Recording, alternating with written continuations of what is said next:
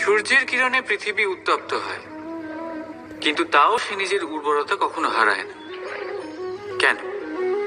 ঘন অন্ধকার রাতে শুধুমাত্র একটি কম্পমান প্রদীপের শিখা দেখেও মানুষ আশায় বাঁচে। কেন? চারিদিকে অশুভ দেখার পরেও মনুষ্য জাতির অস্তিত্ব এখনো কি করে? এই প্রশ্নের উত্তর হলো বিশ্বাস। এই ধরিত্রীর বিশ্বাস যে প্রচন্ড গ্রীষ্মের পর আসবে বর্ষা, এই জন্য সে নিজের উর্বরতা হারায় না।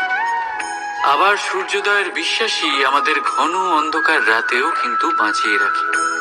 বিশ্বাস যে যখন পাপ তার সীমা অতিক্রম করবে, আমি আসব কোনো না কোনো রূপে। বিশ্বাসই সেই সার যা মানবতার অস্তিত্বকে বজায় রাখে।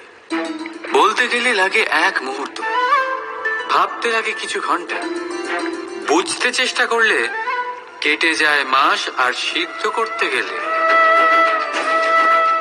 কম পড়ে যায় গোটা জীবনকাল।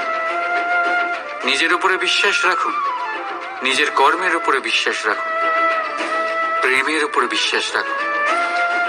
জীবনে সুখ অবশ্যই আসবে। আর